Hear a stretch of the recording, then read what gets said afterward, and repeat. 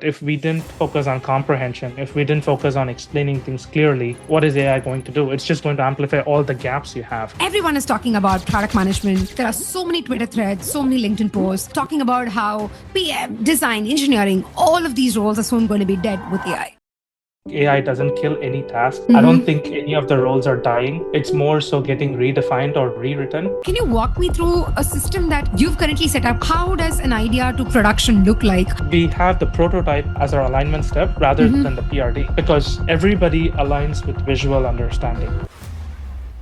You now have 330 text documents available, and it has different agents in that same folder that you can focus on and say, hey, Claude, look at these 330 documents from the perspective of like doing a retro and pulling out similar themes where AI stops, right? Speed and progress also gets confused a lot. People prototype, they feel like they have completed it, and that's the product. That's not really the great. Liberal arts gives you a superpower to be able to communicate with clarity and to look at things holistically. AI agents, right? Like, or anything with AI, they amplify anything. And one of the big things they amplify is also misalignment. Hey everyone, welcome to the Founders Foyer with me, Aishwarya. This foyer is full of conversations, the space where creators, founders, and builders look for all the support and concepts to grow their ideas into products. Everyone is rushing to add AI into their stack, but I think very few people are actually rethinking how work itself should feel like in this AI first era. And there's a clan of people who are arguing whether AI would wipe away careers or that whether it'll be the next bubble to burst. Amidst all of this chaotic incidents, Anjan Panneer Selvam is quietly redefining the product job. As a chief product and technology officer at Acolyte Health, he runs his entire product engine on AI. From recording meetings to turning nuances into revenue-driving decisions, there's a lot more that he has in his own workflows. In this episode, we're going to go deep down, talk about all the tips and practices to turn someone who builds with AI, just like you and me, to actually redefining what a modern product organization would look like. Anjan, thank you so much for joining me here today. Thank you, Aishwarya. Very excited to be here. As you said, a lot has been happening in the industry and the domain, and great to chat with you here and looking forward to a discussion. Absolutely. And I think this is so befitting because off grid, I kind of know how many experiments and explorations you've done with AI. So I think it's going to be great for the listeners to understand very different perspectives from what they've actually been trying in their everyday lives. So yeah, very, very looking forward to this. Awesome. Yeah. Yeah. So let's start right here. Everyone is talking about product management. There are so many Twitter threads, so many LinkedIn posts talking about how PM, design, engineering, all of these roles are soon going to be dead with AI. Where do you stand in this whole spectrum? What are your thoughts? Interesting. Yesterday there was also a post that Peter Yang did that kind of blew up on that kind of the same topic. So it's almost like now a monthly thing where there is something, somebody's talking about this, and it's kind of up to a lot of us who are leading charge in the field to keep reassuring everybody that, and which is where also my stance is. I don't think any of the roles are dying. It's more so getting redefined or rewritten in terms of where things, where all of the different key stakeholders, the roles, what are they supposed to do in that? That's what's getting primarily redefined in my view too. The simple thing is, I think AI doesn't kill any tasks. It kills tasks actually. It doesn't kill any roles. So the main thing is all roles are here to stay. There might be some consolidation based on, now people are asked to try to use, for example, Lovable or Claude as a default on the job description. It's no longer like, do you know AI? It's more so like, do you know these tools very specifics. Yeah. Specific, right? So I think that's where it's still a product manager role. Lovable posted their first one, I think, last week as well. They are looking for people who use Lovable extensively because that's what the product manager's role is. Now, if we thought the roles were dead, new companies wouldn't post them or look for them, right? All the Gen AI companies. So I think everybody's hiring for product managers, still designers, still. So it's not going away. The way I see it is, as I mentioned, it kills some of the tasks that these people have been doing in these roles for long. One very simple example is no PRDs are no longer written from scratch. More so, these roles, rather than having to write a PRD, are now tasked with building a mental framework or a written framework of how a PRD should be. And then AI does the job of writing the PRD for them. So That's how I view it. The role where product Mm, manager is supposed to write a PRD is now like product manager is supposed to build a framework for what a PRD is supposed to be. So mm, that's where I think the rewriting comes into play. Another big kind of requirement for these roles again is these are roles where judgment is good, judgment is great. Like product managers, judgment is typically what they are sought for. So that's not going away. AI is going to mm, generate a lot. Tools are going to generate a lot of stuff. So the judgment layer remains the same. And I think that's kind of where I encourage a lot of product managers on my team also to make sure they're refining, they're sharpening how they're judging information. They have rubrics that they have built for themselves to say, this is how I would assess as soon as something come out. mm. A good starting point is like, AI evals, right? It starts from Yeah. the foundation of evaluations. I think a lot of people, Aman Khan, Shreya, all of them have been doing a lot of great work in terms of teaching the community what AI evals are. So that's a good starting point for people to build good judgment. And I think that kind of what redefines a lot of these roles. So yes, they're not going away. They're here to stay, but it's more so getting rewritten based on what people actually do in them. And I'm Yeah. very bullish. The AI product manager, the AI assisted designer, everything where they are AI forward, I think is kind of where the world is going. Mm. Yeah, that's so true. And from what I hear from you, it's more about the AI augmentation more than AI wiping away things. I like the framework that you put through, which is it kind of replaces the tasks, but not the people behind. Because traditionally, also, I think we've always been used to the tasks switch from, let's say, when a PM started, which was just all about project management. I think 2 decades ago, to where it really evolved to product sense, product thinking, and today it's looking like a completely different set of things. So I guess the fear is not really about AI, but then I see people are not looking at it from the tasks like you put through, but then people are looking at almost like somebody's here to come snatch away what they've, I guess, hard earned in their careers. So I feel like the fear is coming from there. But if you traditionally look behind at product careers and any sort of role in product, they've always evolved with very, very different set of KPIs and very different set of goals over time. So I think I really like that part of what you said, which is like reinstating the definitions of what one could do. And I would love to get a little more deeper with that as a concept, right? So earlier it was about managing oneself and also managing our own tasks, but now it's almost like treating AI as a teammate and trying to, like, I remember Claire and I spoke a lot about this in terms of how would you set up AI as your own teammates. But then it also means there's very, very different set of ways in which we would manage these AI tools or AI even thinking per se. So I guess that's where the fear is coming from. So have you tried addressing that with your own team in terms of different engineers or different designers and PMs together? Like, how would you get that quotient in? Yeah, I think I ran into that a lot in the beginning as well.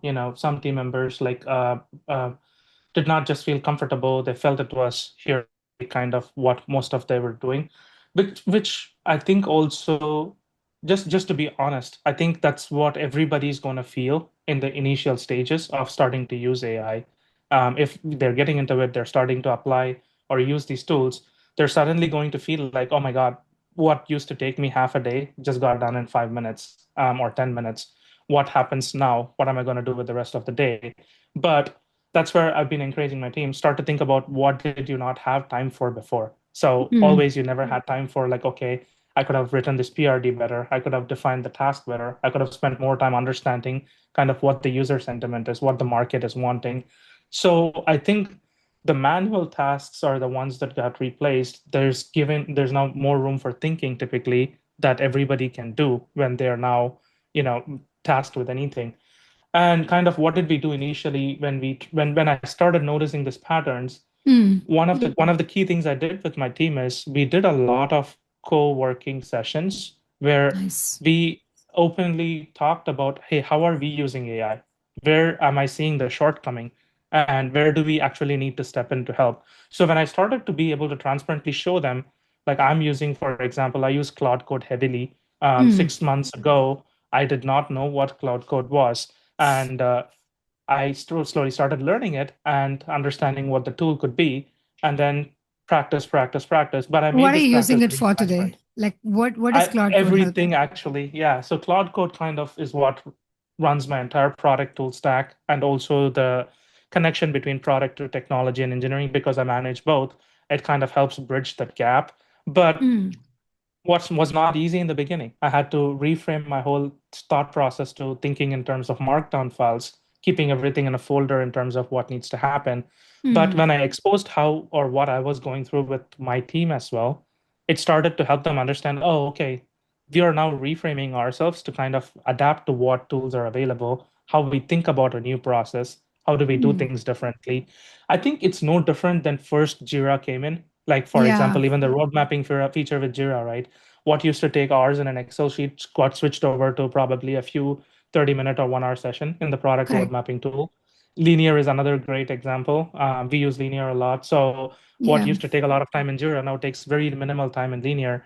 So when we get exposed to new tools, the encouragement I would ask everybody to think about is focus more on baselining everybody, reframing your thought process around how you would use it.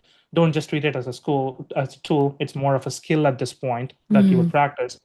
And when there is communal learning and yeah. transparent learning, I think it helps debunk some of those fear and myths that people would bring and get everybody normalized. Everybody's reading the same textbook, everybody's reading at their own pace.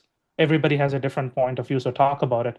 So we saw a lot of success with being able to work together as a team and sharing things as a team rather than Mm, doing it in silos. So even with individual builders or ICs, I say just pick like a sparring partner, talk to somebody that you could build a relationship with and like work together, just openly mm, share so that that will open up kind of how you think about it.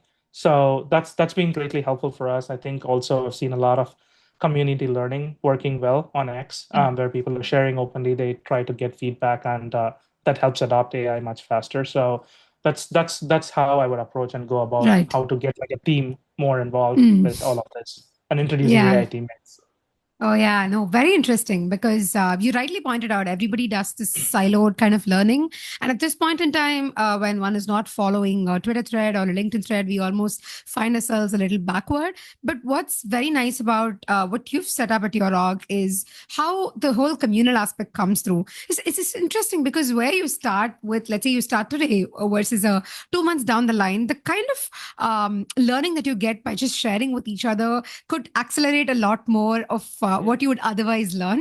And you rightly pointed out that people would feel a little more comfortable asking and saying, I don't know, right? Because at this point in time, I feel like we all don't know everything. And I also remember how we initially spoke about, even like, weeks ago before recording this episode, we were talking about how Lovable and a bunch of these vibe coding tools were really helpful to actually jumping to as comfortable as a terminal kind of a tool, such as a Cloud Code. It took you such a long learning curve, but then it's so beneficial at the end of the day. So I'm glad that this actually, like, accelerated and also helped some of your other teammates to understand that, okay, so I could be somewhere, very, very far low in the learning journey, but then I could also like step up along with people and, get there. Very, very interesting. So is there like now looking back, would you say like a stark set of questions that came through? Like, what were the initial questions that came through from people when they just started adopting AI, to what kind of stuff do you discuss now with the internal forum that you've set up? Yeah, the initial questions were all around like skepticism, like, okay, this will not work, this might not work, this is where it's bad at. But as we work through it, the questions more so now are like, oh, something did not work with, let's say, GPT. Oh, don't worry, Gemini 3.5 with a Mm, prompt like this is going to do such a better job at this. And that's where you talk about AI teammates, right? The way we kind of look at teammates is all of the different providers are our teammates. So yeah. how do you work with teammates? You pick one person who's good at a particular skill or job and go to them. Like, one PM has a really good product sense about user interface. Another engineer might have a great expertise about how to integrate like voice, for example, voice features. So you go to them when you want something. That's how the team now thinks about AI rather than skepticism. It's about, let's call this teammate called Gemini 3.5 to be able to do something that we Mm, want because it's good at that. Like, yeah. if you want image gen, you're going to Nano Banana. You're not thinking so long, okay, let me go to DALI and do it. Well, DALI is not for that. They're working on Yeah. it to make it better, but we would use this now. So conversations have shifted more so where everybody's thinking about what do we do right and how do we get it Hmm. right? Not so much like this is deficient, this doesn't work. So it took a while to get like the whole positive shift happening, but that's what I would aspire for everybody in the industry and community to get to, because that's Hmm. where I feel like civilization's headed. You want people to adopt, you want people to complete that learning curve, graduate, and start using things, because that's what's going to make everybody move faster as well. And kind of the reason why I feel so strong about that is there's still so much unexplored potential, right? With Correct. AI teammates helping scientific research, medicinal research, all of those. I think we all need to move to that side to help Hmm. the community also get there. And then we are going to see a lot more unfold in terms of how the world becomes a better place. So that's kind of how our team evolved, how the people that I work with evolved. It's been like Yeah. a year-long journey, not like I'm not gonna lie and say, oh, it was Oh, two absolutely. weeks, everything happened in 2 weeks. No, no. No, But not at all. Not at all. yeah, it's micro learning, staying consistent. It's just the same old principles applied now to Hmm. how we are learning new things. So I think staying consistent and dedicating small amounts of time shows a lot more compounding impact over time, as people want to learn new things. So until I set aside like an hour for Cloud Code a day, it did not get better. So, Correct. I would watch a ton of YouTube videos while I'm walking and all of that stuff. But then I said, okay, I'm going to sit down and focus, Hmm. and that 1 hour dedicated to it. And when I did that, my team also started doing, each one picked what they wanted to specialize in. We had a few engineers stick to windsurf more. So that was like their learning curve, and they focused Correct. on that, and get better over time. Yeah, it's very Yep. hands-on, like you mentioned, right? Because there's one thing to kind of keep sharing these links and say, oh, like one day we get to do this, one day we get to try this, as versus like you actually go get that stuff done and each of you Yeah. put in Yeah. the reps and get started with it very practically. So that was Yeah. a very nice point that you mentioned, which is, yeah. And what also stands out to me is you, Anjan, is doing it from a leadership perspective, right? Because I feel like people really look up to their own teammates and their own managers and their own direct indirect reports to be able to get started with their own journey. And most teams today, I think, even though we see a lot of CEOs come post about AI in these threads, all of that look very very bullish. At the same time, it's also not just at that level. If that's not seeping through at a VP level, if that's not seeping through at a CPO level, if Right. that's not seeping through at an individual managerial level, I don't think there's going to be like a really serious outcome that you get out of AI. So what I hear from what you're sharing is, which makes an industry like yours as well. You work for a very healthcare tech sort of a space, which is kind of regulated, similar to finance and a bunch of, the other kind of regulated industries. So it's very fascinating to know that as much as the amount of time that got spent, it's also the consistent efforts that you Yeah. folks made across, which makes it very promising to me for even people who listen today who come from, let's say, not so regulated industries, who could be from very, direct SaaS-ish industries. I think it doesn't give them much of reason to not try it, not, get started at the Exactly. first place. Yeah. Yeah. I think, that's where non-regulated industries should be jumping at all of this, especially early stage companies, right? Build everything you want on Lovable or V0. Like, don't wait, it was so interesting. I was recently at like a dinner event with a bunch of other CTOs, Mhm. and I don't know what we were talking or got into. All of us started building a prototype, and we're like, let's all build it together. Oh, And sweet. we all opened up our laptops and started using Lovable that day. And I was like, it's so different in terms of like, what everybody would agree to do on. And we're walking out of here after we built one prototype. So Oh, it wow. was Nice. kind of good to see everybody also adapt and do it. And I think, that's where we want everybody to go. Yeah, for sure. More prototypes, more fun. I think every party is now going to look like a vibe coding party, or a party where Yeah, everyone wants to like chime in and get started. So exactly. it's Yep, so much yep. fun. And yeah, absolutely. So very very practical tips. So for folks listening, it makes so much sense to start it internally at small scales, and also like keep sharing these learnings. And no question is dumb when it comes to AI. So yeah, definitely start somewhere is what I hear. And one observation I had from what you mentioned, Anjan, is also the whole the cycle, right? So for you, you're someone who sits at the intersection of both product and core technology. So you handle both the teams, both counterparts, technically the counterparts that always notoriously have this attitude of not going well together at times, having high stake opinions on the product. So it's all about alignment, is what we've always heard with EPD and a bunch of other teammates around. With AI, can you walk me through a system that you've currently set up with everything that's working through for you now? How does an idea to production look like? Let's say there's no longer like wasted design cycle. There's no longer like long hours to ship something. There's like no, random conversations here and there. What does your production cycle look like? Yeah.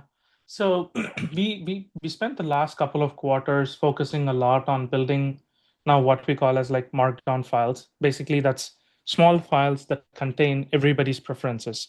What is our Mm-hmm. CEO like when he sees a product? What are our customers, each individual customer like when they want to see an output from us or a prototype from us? So we built this whole thing of preferences and rules that we typically should follow that kind of become Your own Claude um, code rules. correct, yeah. Like, it's like now become like a huge repository of what it is. And that kind of is where we start. So we make sure anything that we're doing goes and aligns with kind of these things or principles, or almost like what people would do when they had to read like a vision statement of a company or listening to the CEO's pitch of where we're going, the North Star metric. All of it right now is like files that we keep so that we know Hmm. what we want the AI to refer to if there is a question, what we also refer to when there is a question. So that Nice. kind of becomes what just used to be like Notion documents for the company or like Coda documents or workspaces now also include these files that's there for across the entire company. What is client success like? What does customer support want? Like, our VP of sales always prefers, for example, a prototype to include a transcript or like an explanation because that's how they like to present it to customers. So everything is in one spot. We follow that kind of use that kind of as our guardrails or guidelines whenever we're building something. Whenever an idea comes in, our process is where we always start with a prototype that's easy to build. Whatever is happening, we take the nodes like Granola or any of these to help kind of Hmm. document things. And then all of those gets refined and put into a prototype. So And the first step is PRDs always bypassed, sort of like go straight correct. into prototype. Yep, Okay. go straight into Nice. prototype. We have the prototype as our alignment step rather than Hmm. the PRD, because everybody aligns with visual understanding, right? Right. So obviously the visual understanding is for alignment, right? That's where the specificity is so clear. This is Right. not the final product. This is not the PRD. This is coming before all of it. So we now have a visual prototype that kind of everybody aligns saying, no, I want this edit, I want this change, this button doesn't Hmm. make sense, I want more reporting. All of those now get refined in the prototype. And that whole time span is not more than I would say 2 to 6 hours. So Hmm. that's Wow. all it takes to, get build something, get alignment. It's 6 hours divided over 1 hour sessions in a week, but like that's kind of our average spend time on the prototype. Once that's done, we have now a prototype code base and a whole set of prompts we used. We take that and use that to generate the PRD because it already Hmm. knows everything we went back and forth Everything. on. It Smart. knows what worked and what is visually there. So now it's the PRD is easier to generate and almost grounded because we can Hmm. always come back and say, what did we exactly align on here? Oh, this is what we changed it to. This is what the PRD is saying. So we generate a PRD there, goes back to approval or alignment. We Hmm. set like an expiration policy now. Everybody has 2 hours to approve. I think I came across this at Ramp too. Ramp also has something Right. similar. Yesterday, I think they posted, and I was like, oh my God, this is like so similar that people are thinking. Yeah. So we have that same 2 hour, 2 day expiration window. If you have feedback on the PRD, you have 2 days to comment. If you don't, it's going to go into build. So Right. that sets like an automatic timeline for Yeah. everybody to apply. Correct. And Makes everyone it's aligned. right. It's so interesting. Before we had that, there was not a lot of comments that would come in. But once we had that, everybody comments and says like, okay, this is what's happening, which is good. That's what we want. We want Yeah. people to, be harsh on a PRD because we want to Yeah. get it right. So once that's done, we do marketing research and everything in parallel from there. So when I say parallel, some are AI agents that go do automatic searches. Some are people who are, Nice. working through it. So PRD marketing that happens in parallel. Then we go into like an engineering build plan. Um, and then from engineering build plan, we go into build, testing, production. That's a Mm. very short cycle for us because small company, we move fast Right. in terms of what we're doing. But one of the interesting things that we recently started doing was we have PRDs a copy of the PRD that we are working on, stay actually within the repo that we're using to do engineering build. Oh, So nice. it's actually a living document where Cursor is helping kind of maintain what is as reference and what Mm. is as also things that get Mm. changed. Let's say we want a certain workflow and a button here, but engineering goes to try build. They feel like it's not going to be possible because there are some issues, there's permission challenges, any of those. Their feedback now, talking to the PM, is now going directly to the PRD saying, there is a revision here that I'm making, and this is what it is, PM approved. So that kind of change management as well as revision management is all happening real time. So no Nice. longer it's a ticket back for the PM or a task for them to do. It's happening, a conversation is happening on Slack or Teams, Nice. then it's all being done on the document right then and there. Got it. So that has kind of changed what or how we think about the overall process. This again, we tested just recently in a small Hmm. project and it worked really good. So we're Very rolling this nice. out now to all the repositories this month. Oh, But that's smart. I Yeah, think yeah. that was a huge unlock. Actually got some of the idea from one of Clary's episode with the PM. So worked really well, and I think that's kind of how we're going. But it was hidden somewhere like at the 30 or 35-minute mark, typically where people are getting or losing track in a podcast. But I wanted to just call it out. I think that's a hidden gem Yeah. there that was there, and I think which works great for all of us too. So that's Yeah. something that's been helping us recently, and that's how our workflow looks now. Yeah, this is so cool. I think both the parts that you mentioned, the part that starts from, as even when you said 2 to 6 hour window, I would love, in case if there's nothing that's confidential, I would love for some of the rules documents to be like shared with people. Like, do you mind doing a Yeah. screen share of that? Yeah, I would love for you to like share it on your screen if now or by the end of, would you be able to do it now? No, I don't have anything pulled up Then now. okay. I can. What I can do is I'll put together like maybe a document and then we can Sure. attach it. So you would Absolutely, then be able to absolutely. use it. Yeah, we Yeah, can yeah, share it with yeah. the community. Absolutely. I'll put like a, I'll comment to it or something like that in the show notes so Yeah, yeah. folks can actually get to see it. And that part about I think the 2 to 6 hour was very interesting. And also the whole context to I like how everybody is now chiming into like one sort of a channel to talk about, because earlier what always used to be a problem is, oh, like do we get on a Zoom? Do we like do a Slack? Do we do PRDs? Do we leave comments? There's like way too many threads for people to keep tabs on just getting something right. So this almost feels like I like the whole, yeah, keep this code base within the other code base and then have it always Yeah. compare. And I was jokingly laughing when you said, oh, like these prompts get converted into the PRDs, and I was thinking, oh my god, I hope my do it right now doesn't get converted into the PRD. All my abuses to the agents don't get conveyed into the PRD. But yeah, it's so cool that it kind of like saves time that way to get through. So this means this it's not just for any new idea to prod, but it's also like anytime you want to go and make any feature enhancements or any bug fixes, you like plug into the existing workflows on the same way, right? Like the same flow for it. Correct. It's Yeah. any refinement also. And one of the, if you've been in the PM world as well, the biggest time sucks for refinement is what did we do in the past? Like the search for that alone takes like a Yeah. day to just go back and see what happens. This is where having that living document has been helpful. What I know I'm dumping a lot of tools on people, but I would also strongly encourage everybody to try like MCPs. Mm. If you're using Claude Code, if you're getting ready to use Claude Code, I know it looks like a huge wall to climb when you just say the word MCP for a lot of people, but it's Yeah. just one command away. It Claude or Cursor does a lot of the work of setting it up and doing, and they are a huge unlock. Like suddenly when you use an MCP, when you connect it to Notion, Linear, Jira, Confluence, you have everything that you want to access directly available at the terminal or command line for you. You Yeah. don't That's have true. to go fetch anything. Like you don't have to search for anything, Yeah. and it does a great job. So that's just another big tip. Use MCPs where possible, Yeah. because they kind of unlock so much speed. Yeah, no, I'm a huge fan of MCPs too, and especially anything that I think fundamentally brings together the context from different tools, right? So, Yep. when you mentioned this, one thing that came to me in my own cycle is so I use this similar to how you use Cursor. I've been using a tool called Augment. It's an extension on top of VS Code over the last 2.5 3 months now, and really been growing on it.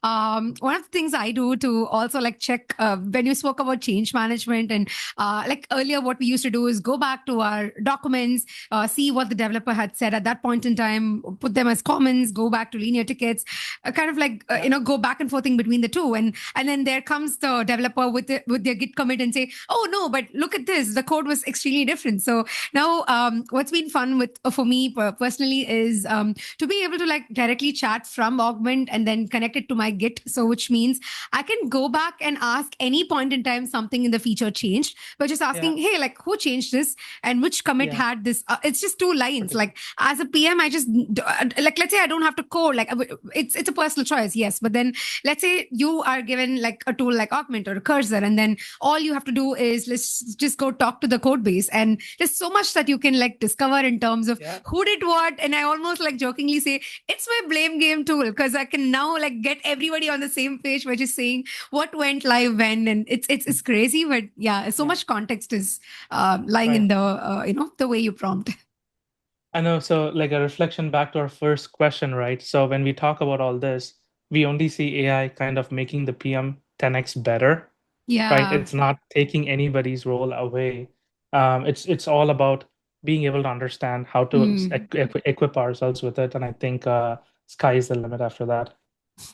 Yeah, and it rightly points out the whole the task nature being different as well. And in some sense, I also feel like the outcomes of the tasks are not changed. We're still expected, I think, as product builders, I would want to say, if not for product managers and product designers, everybody's a builder at this point in time. So I Hmm. think as product builders, our goal still remains the same. We're going to be building a world-class product. We're going to be shipping value to customers. That part never changes, and that part, I guess, is never going away. So yeah, the task still remains very much focused on those.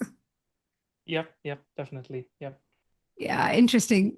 Awesome. So we're talking about ideas. I had a very nice view into your shipping cycle. Kudos. The next part that I would love to jump upon is also the whole concept of how AI and ideation go hand in hand, right? Because I know from what I've seen on your blog, I saw that you actually do something called an idea well, which was very interesting. And I think you once were on a 300-day plus streak on doing one idea per day. And I was wondering, oh my God, like where does this person get all his ideas from? And like what made him prompt this whole documenting the ideas every single day? And fast forward to now, Anjan, we're talking about how sitting at the computer with just one prompt, we get like what, 20 to 200 ideas in a minute. What makes an idea good according to you? And what's your contrasting belief from a person documenting so many ideas back then to also like looking at the whole AI game right now? What's your thought on a good idea? Yeah. I know looking back, right, I started that whole idea of a concept because I wanted to just have a place where I just document everything I'm thinking through. Usually they're like in paper notes, like even here, there's like 5 ideas that I had written yesterday for things. But that's how it always has been. And like now I started putting it all into like one document and sharing. So when Granola did this crunch thing yesterday, interestingly, Mm, yeah, I don't know if you saw it, they did the crunched insights, which is like an amazing yes. kind of output that it came out with. So I went back and looked at all the, right now it's at like, I think almost there, 330, because I started Jan 1. So I managed to get one idea every day. Um, I looked back and tried to have AI analyze everything, be critical about what is changed, what has been unique about this. And when I also sort of go back and reflect myself, the main thing that this exercise has helped me, rather than like more than list out all the ideas, is my ability to define like the problem precisely has like increased significantly. Because for the exact same thing you said, AI could give you so many ideas, Mm, but it's not targeting the problem precisely in most of the situations. It's trying to hit it with everything it has because it's mm, wanting to generate a lot. But as you refine what you're asking for in terms of whether it's a problem, whether it's a particular area that you're wanting to focus, that muscle gets refined over time. And that's kind of what I saw also work with me. Now, when I define the problem, it's very precise. Like I'm just saying, okay, this is exactly kind of what I'm looking to solve versus like trying to build like a whole new application for a particular area. I'm like, this is one area or one part where that could be Mm. better. So I think it kind of helps strengthen, or it has at least helped me strengthen what angle I look at, what kind of product sense is most important for a particular problem. And that's something that's there. Um, the other big thing is being able to evaluate signal and the noise that's coming in. So there's obviously, when you're asking a generic AI model something about a particular idea, it's going to be very generic. How do you weed out all the noise and look for the signal and say, this is what I want to focus on? This is particularly the area that would be meaningful. So that's one more that has significantly improved, gotten better over Mm. time as well, when this is a practice for anybody. And then you sometimes also see the same idea being rewritten 4 or 5 Yeah. different ways over Yeah. time. Because Yeah. that's kind of when the signal is to me like, oh, I need to pay more attention to this, either pick up a hobby around this or try to build something around this because I've talked about this for like 20, 25 days, the same Mm. problem from like different angles. Um, One thing that I'm just passionately building is something that helps people manage their diet if they're Mm. taking medications of different types. I seem to have talked about it so many times throughout this year when I look back in different things. Oh, I'm getting a particular, for example, symptom after I ate something. Oh, when I woke up the next morning, I did not feel good. Why did I not feel good? Mm. Or midday, something is happening. And it all tied back to food and medicines that Right. people were taking. And I was like, oh, okay, I should probably think And about building something here. that's interesting. How do you also gauge the different areas in which the same thought had occurred? Like one thing is to sit and think about it. Do you also like use some means like collecting, recording? What do you do to know if the same idea has occurred to you in like multiple scenarios or multiple walks of life? I mean, Claude code again here a little bit. Okay. Yeah, I'd love to know So, that. I mean, I would you mean, would you yeah, mind yeah. spending some time on it? Sure, yeah, no, I have one instructional file that focuses on being able to look at all the ideas and pick out patterns, like almost build like a rubric saying, where did this idea fall into? What was Hmm. category? When did I talk about something similar? And the instructions that I built for that particular, kind of retrospective agent was all about looking at insights, looking at things carefully, rather than saying, just give me some opinion about it. So that's again kind of where Claude excels a little bit. And this setup of Claude code and folders excels because you now have 330 text documents available, and it has different agents in that same folder that you can focus on and say, hey, Claude, look at these 330 documents from the perspective of like doing a retro and pulling out similar themes. Look at these things and say which have like the most marketable or profitable way of depending on current trends in the market or industry. Hmm. So that's where the Claude code is very unique, I would say, compared to everything else that's there. It helps you look at different, like a same folder or same document from so many different dimensions.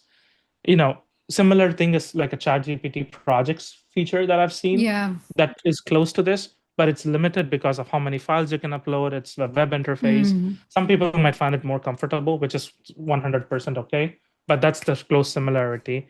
Right. But when we looked at it and I started doing this, it pulled out some themes and it actually called this insight saying, hey, you seem to have talked about this topic. Now that's again where AI stops, right? I'm going and reading it. I'm being a judge of saying, oh yeah, now this is what exactly Hmm. this means. This is what I should take away from this and go work on Hmm. this some more or look at it some more. So that's how I kind of pulled out these themes and did. Nice. So yeah, yeah.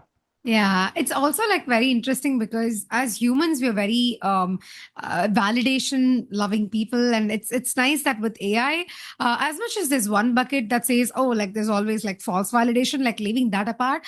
I think what's coming out here is if you are very specifically talking about what your output is going to look like or what exactly would you need. I think the kind of validation that AI gives you, or the kind of awareness that AI gives you across different paths seem to be like super helpful, and also makes Yeah. you wonder almost like, oh, now I don't need to remember each of this because there's like a system that works for me to get all of these things together. It's so much amount of Yep. Yep. mental offload that you can do. Yeah. Yeah. And one good thing is this is your personal workspace when you're Hmm. working with projects or Cloud Code or whichever it is. The first instruction I start with is be critical, be honest, do not Hmm. flatter me with anything you're saying.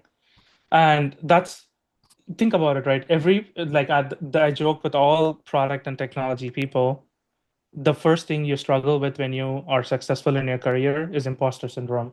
It Yeah. almost kind of is impossible to avoid for Hmm. anybody who's good at their craft. And this is one space where you can openly say, be critical. Yeah. Like, okay, Yeah. criticize me. And it would be so hard to tell that to a coworker. Like, hey, be critical, like Yeah. completely tear this apart. It's very But no, this is non-judgmental. right. This you can. And I strongly encourage everybody, like, be very critical, like use the tools to be critical against you, almost Yeah. like, a devil's advocate. There was one idea I was like so bullish about, I was so passionate about. Hmm. And because I put this instruction, it completely destroyed it. And no Wow. matter how hard I tried, it was like, this is a bad idea. Don't do this. And then first 2 days, I'm upset. Oh my God, like, how can this be such a bad thing? I'm so bad at what I'm doing, kind of feeling. And then the third day, I'm like, you know what? I'm going to win this over. Like, let me start refining, because if I can convince an AI agent to believe that what I'm doing is right, think about a VC, think about your CEO, think about any Yeah. stakeholder that you're explaining it to. They're going to try to use AI to kind of, do a judgment of what you're doing as well. You're going to fail there. So rather you might Yeah. fail, refine, and get better here than, go out and struggle. So we It's finally like, got there. We finally got it, yeah, got over awesome. the hump. But that's another big learning this it's year. it's almost like, yo, folks, this is 2025. You know who to Yeah. impress, and it's AI. That's very true. Yep, This yep. is this is so cool. It's almost like these. It reminds me of how I think a decade ago, like all of these interviews used to have JDs and these sort of rounds that help you convince the other person, helps you have this whole debate, and then have this whole conversation with the other person to just understand if you really get the nuance of something. And it's so cool that a decade later we're doing that with AI. So Yeah, yeah, yeah. it's just like turnstile. But yeah, I see the point, because I think with AI, like you rightly pointed out, there's so much vulnerability, and I also want to bring out as a tip that AI is more like how a human behaves as well. Because generally for us, we are very reward driven, like folks, right? Like when somebody is going to come and tell you around, hey, you do this and you'll be able to get this reward. There's so much motivation. There's so much. I think the impetus to get something done. I've seen the similar Mhm. thing with AI, where with these models, when you go and ask it to rate things, ask it to be critical, ask it to give you, like, let's say, even as specific as give me a 10 on 10 rating, or give me a rating over 5 stars, give me a rating over a certain number. The kind of analysis that it does and the outcome that it produces seems to be more like specific and accurate than like very loose ended prompts that you would give, which is like, is my idea good? Would it work? Like these sort of just open-ended ones as opposed to the very specific ones. So that's what I felt. Oh yeah, like that's how humans work as well, right? Like when you're really motivated, when you're really pushed to something with specifics, then there's more like concentrated work that you get to do. So yeah, I think this is just a very nice human that you can befriend for the next couple of years, I suppose. Yeah, yeah, definitely. Yep, yep, yep. Yeah, very cool. And yeah, it's just giving us a lot more of like I think everybody is getting comfortable with that aspect. And when we're talking about this, I also like loved one of your takes on how liberal arts is giving that foundation to recognize nuances like this, and sort of like tell AI to be able to translate ideas into actual context. So for us, I think for a lot of us who've been in this tech space for so many years now, I think we just don't think about the whole humanities and the whole non-tech side of things. So I'd love to get your deeper take on this. Like, what made you say this, and how are you viewing this context and the liberal arts as a part of it? Yeah. I think this kind of started with an observation that I was seeing. Some of like the most expensive mistakes that I saw kind of in this AI era all stemmed from misunderstanding. Mm, Just from for context, right? When engineering, like let's say engineering is building what they heard, um, they are not building sometimes what was meant. mm, Design, for example, tried to solve for a problem that was asked. They did not look at like the underlying one. What was like the underlying theme that they're trying to solve for? No, you just asked me to put a button here, I put it. What was the reason for the button? What was the thing? And then AI agents, right? Like, or anything with AI, they amplify anything. And one of the big things they amplify is also misalignment. If your mm. initial thing is misaligned, it's going to keep amplifying it throughout the generation or what it is. So we talked about three things: engineering, designers, and AI agents, right? I Yeah. didn't talk about PMs because that's where we come to save the world. So Nice comic. So, but again, I have to be partial to engineering too. So no harm, no bad intent there. But just as an example, there, those three kind of things, and where I see liberal arts coming in is when we're trying to focus on a nuance, when we're looking for patterns, or let's say we want to communicate, that's where liberal arts gives you a superpower to be able to communicate with clarity and to look at things holistically. That doesn't come from typically any other form of art or training other than looking at things, from a liberal arts perspective. What is the underlying theme? What is holistically what this particular problem means? And I think that's where if you have that skill or if you focus on that training as another skill that you're equipping yourself with, you can translate any intent into context, and then you can translate any context into action immediately. Mm, So that's the workflow that's there to unlock kind of what is alignment at scale, what is the right way to approach things at scale. And that's where I started focusing on, because think about it, if we didn't focus on comprehension, if we didn't focus on explaining things clearly, what is AI going to do? It's just going to amplify all the gaps you have. Um, I've had initially when I was tired trying to prototype something or build something, just miss out key elements and it'll go spend whatever amount of tokens or credits, come up with something bad. And I'd be like, okay, keep iterating, but it's already gone wrong the yeah. first step. So this is where I feel that training would be so critical.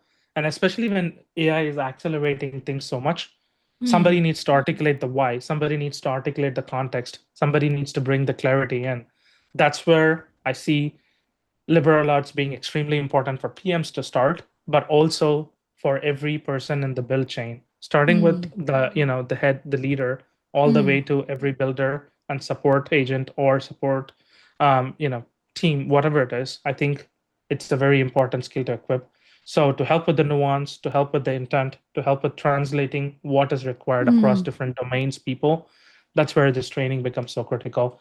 Right. And yeah, that's how it started, Mm. the whole thing about why liberal arts Right. again. Right. And when we say liberal arts, I think what I hear a lot about is the whole psychology around things, right? Like why and the what's, but also like really not doing at a very cursory layer, but then really taking the time to think deeply and ask these Yeah. questions more from a very different lens and not just like quantitative lens that we always do from. Interesting. And Yep. do you think for a certain extent it also helps to use these liberal art techniques with AI itself, like down the line, not just with people? But then like with AI model themselves, because as humans, especially like let's look back, right, from the early days of you using, let's say, a Lovable and a bunch of Claude code, or not even Claude code, I would say just Claude as an interface and ChatGPT Yeah. to where you are now. How is your prompting and your asks with these models evolved over time? Do you think liberal arts really help there as well? Like any concrete examples that come to mind? Yeah. I can give you like a very specific example with Lovable. Initially, when I started, I first started using V0, then used Mm-hmm. Lovable. Mm-hmm. There was not a lot of community information in terms of how these tools were going to perform. Like what were they looking for? So they just said, put a prompt in, you would generate things and you go to town with it. So I was like very technical explanations of what I wanted and do things. And that's how I was approaching it. Then one of the podcasts, Anton from Lovable, he mentioned like they took a design first thinking to how they Hmm. would build out things in Lovable. That immediately kind of changed my way of how I would prompt to focus more on things that would help their basically their prompt, right? They have a prompt over everything we're Correct. typing. Correct. So what can we do to make that aspect of a prompt clear? So Hmm. talk more in terms of like the design perspective. A very Nice. simple, a technical example, right? I want to Hmm. build a dashboard for something to be able to show XYZ metrics. Right. The more refined or changed one is, I want to be able to convey insights around how a person visited a site Hmm. and be able to represent this where they can take this away. So dashboard went away, module went away, component went away, chart went away. It now all changed into how that system would understand it. Nice. So this is where I see kind of the liberal arts understanding coming into play, because to be able to say that in a different tone and perspective is where you need kind of some of that skill and training. Yeah. And all of us have it to a certain extent. This has been part of the standard education system. It's about pulling out those things and using it sometimes where we're like, oh, we don't know what it is. It's just a word. The first time I heard about liberal arts, so I was like, oh, maybe it's a complex thing. But then when I go back and read about it, oh no, it's We have something we it. all do. Yeah, we have it. So it's about being able to categorize and actively use it so that you're then Yeah. leveraging, your own skills at the end of the day. Yeah, it's Yeah, almost like our moral science classes that we would have forgotten and said, oh, where is it exactly. Yeah, used? yeah, yeah, No, but yeah, I, yeah, I hear you because, see, I think when we put out the phrase liberal arts, it sort of feels like, oh, like, should I have had to graduate in humanities to be able to know it? yeah, Or, because for a long time, I feel like for people in tech, for us, until this AI came into picture, a lot of this was very objectively sold. We were always asked to prove something is quantitatively better or prove things more around objective truths, but like anything that was away from it, we were always it was always given a very touchy feely sense of well, yeah, it could be, it could not be. And unless you're working in very very specific design oriented products, for that matter, like a Figma or anything that came a decade ago, I feel like until you are extremely like focused on that, the rest of it was all like, yeah, just don't bring these concepts into product, or don't bring these concepts into tech. But yeah, it's I like the fact that AI is really redefining that. And to your couple of concrete examples, it's very interesting that now everybody gets to practice it. yeah, yeah, definitely. Yep. And I see, I have like a weekly kind of time with my kids as well, 4 year Mm-hmm. old, who we Hmm. use Sora and Nano Banana quite a bit to try to like play with things. Hey, nice. Kind of, kids are a good place for you to observe and see where liberal arts really shines, because they Mm. focus on comprehension. They don't know Correct. to write yet. They're trying to Yeah. be very expressive, either by showing, speaking, or like, actions, right? That's when you see, and you're like, the way they interact with kind of what's happening is a good learning ground, Mm. especially if you're young parents. That's a very Yeah. nice place to look at and reflect. Yeah. Plus, I'm a big proponent of spend more time with your kids. So, this is another way a lot of busy people can take some time to learn from Yeah. kids. They're a very good training source for you. Yeah, and I think AI is also given more scope for these playful experiments. Yeah, With the whole, like, I think Gemini had this whole storybook concept. I was playing around with yeah, my yeah, young cousin, and then she was building these storybooks, and it was so much yeah, fun to like sit with kids and then like have them build stuff out. Like when you were saying about sounds, a very weird idea popped in my mind. I hope someone from Whisperflow is actually listening to this. But then it's yeah, so cool. It would be so cool to kind of record these kids sounds and just see what comes out of it. Because I was like, in the last couple of days, I'm more seriously going into, oh, let me just use voice to speak yeah. to some of these coding agents. And when you mentioned about sounds, I was like, oh wait, adults, we define things so clearly. What would it be like when kids just make these sounds, and what those yappy sounds can really give out in like very creative form. So a whisper plus a nano banana would be a great combination. Yep, definitely. I mean, I love Whisper Flow. Uh, I'm at 150 words per minute with it at this point, and like, Wow. not gonna get that with typing, but that's my Absolutely. primary interaction source. And there is so much left to unlock. I think that's a great product that was like so delightful to use this year. Absolutely. Absolutely. They're killing it. So good luck to them with everything they're Yep. gonna do. I like this whole, hey, I use these products in my kitty, and it's Yeah. nice to exchange that thought. Like it also brings me, Anjan, to like one of the last parts of our conversation, which is we spoke about liberal thinking, we spoke about ideas, we spoke about how teams work together. I also want to understand the impact of the AI led way that everybody is going towards. Uh, while we are talking how AI is solving so many challenges that once used to be with misalignment or taking time and really like getting to the speed, are there any frictions that have appeared now because of AI? Like there are frictions that have disappeared, but do you also see like new patterns of friction emerging or something that didn't exist before, but now you see like, hey, but wait, there are also some of these that we should look into. Anything that you think it is there? Yeah, I think friction points primarily like too many options. There is like not Mm. clarity sometimes. You run into that where people are generating a lot more because it's easy and there's not clarity. When kind of Cursor changed their pricing model to be more token conscious, I was actually happy because people are going to be careful with Yeah. what they're doing. Like if there's a set budget, you're not going to try to like, just randomly do things. So that's one big friction point I've seen. Um, there are too many overconfident like prototypes that hide Mm. complexity, right? Like, that's again an engineer or technical leader's fear. You try Yeah. to define or build a very nice flashy prototype, but Mm. have that button work uniformly across multiple devices, browsers. That complexity is all hidden, right? Right. So that's another big friction point that I see.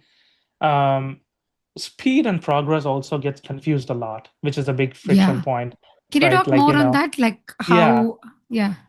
when we use a lot of the AI tools, we are able to do things much more faster, Yeah. but that doesn't mean it's actually made progress in terms of or us getting to the finish line. A Mm. very common thing that I see is when people prototype, they feel like they have completed it and that's the Mm. product. But that's not really the case. Any true builder knows there's a step to go there. That's the first phase of the journey towards it. And that's Mm. that's where the confusion always is. People think the journey is over, whereas you have just made one step towards progress. You need to keep making progress to get to the finish line. So I worry sometimes that sense of like what is the true sense of successful delivery or a Mm. milestone is confused because of what AI is doing because Right. it's dopamine right there. Oh, this worked. Yeah. It should work, right? But that's where good sense comes in, good judgment comes in. And that's again one more friction that we see. When we explain this to people, they're like, oh, you're not happy with what I generated. No, no, no, that's not the point.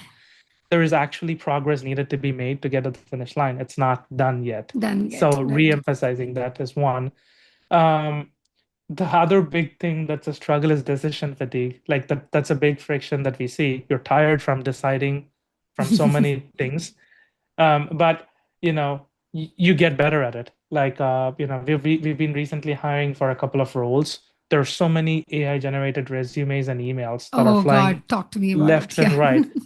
And I can almost like now say like this is Yeah. this is AI generated. There's no way, this is manually written. And then you immediately type an email saying like, hey, what it is. I've actually been critical on some people who did that when they don't fully understand the tool that they're Yeah. using to automate applying. It sends a Yeah. reminder twice a day. Like, hey, did you Mm. look at my resume? Did you follow up on it? And I'm like, the typical way I do is if it's AI generated or not, I write an email and I put it in white font.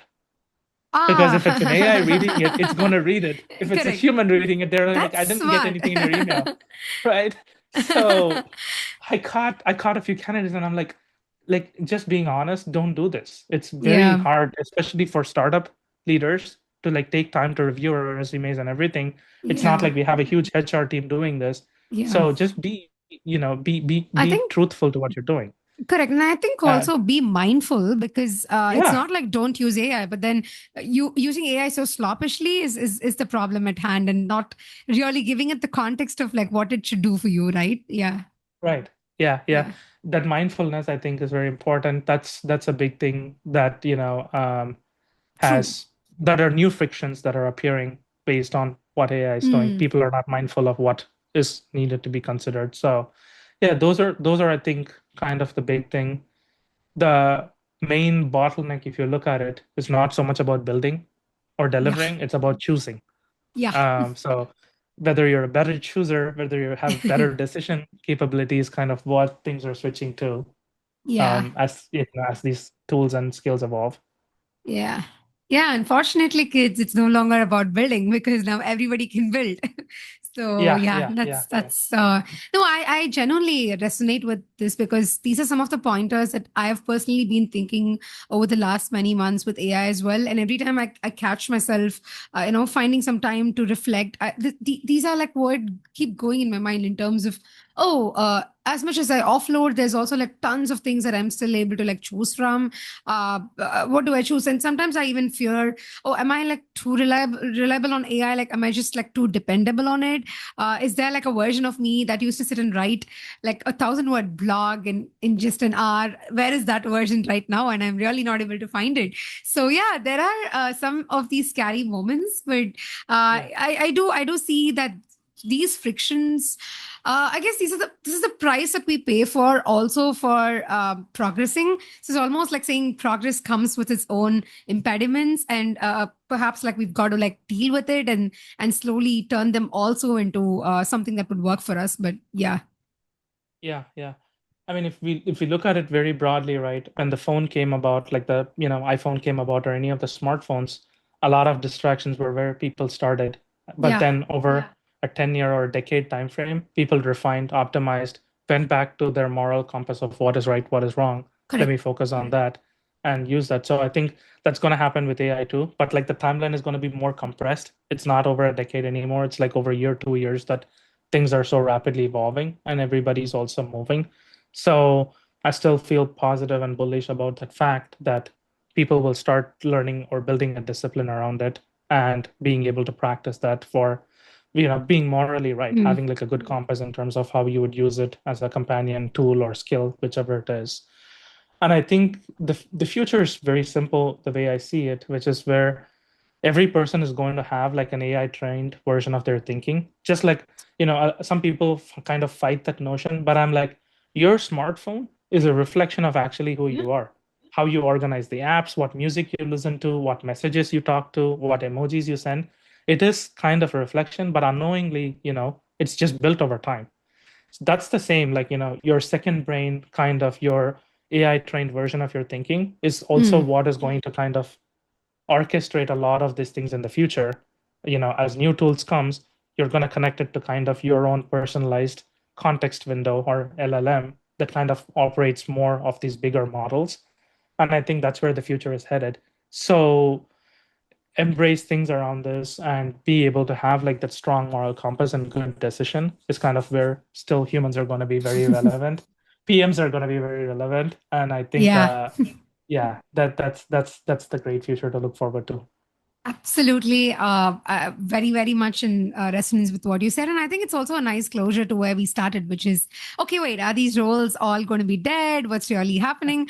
To, kind of optimistically ending on a plane where we say, yeah, we're looking forward to it at the same time. I guess also like equipping ourselves with what's most needed for us at this point in time, along with our own moral compass. So I hope some of these tips are what people can practically take and apply because everybody at this point in time has their own beliefs and notions that they use with AI. And I almost feel similar to what you did, Anjan, with your own team in terms of everybody sharing what their likes, dislikes are, everybody being comfortable with learning together. I almost want this happening at different community scales across the world where people come together and really see how AI can accelerate, but not, have this other line of thought, which is okay, like what do we really do, and just worry about, the other implications of it. So, yeah, thank you so much for being here today, and this was an absolute pleasure. I love, as always, chatting together and then discussing all of these ideas, and it's nice always to catch up with a fellow buddy who explores AI. And I'm glad our listeners are also able to get some of these tips from you. Very, very practical, I should say, something that they can right away start implementing at their own places. And looking forward to that doc. I would love for people to look into it and take more lessons from it. So Anjan, thank you so much once again. Yep. Thanks again, Aishwarya. Really appreciate the chance to talk. It helps sometimes when you're able to explain things and then reflect back and see. I think this is going to be, in general, what you're doing with the podcast. The community is going to benefit a lot in terms of what it is. Of course, everybody can consume the content immediately, but coming back to it, listening, I think is a great way to reflect back. So thanks again for taking the time as well and the opportunity. Appreciate it. Awesome. Thank Cool. you. Awesome.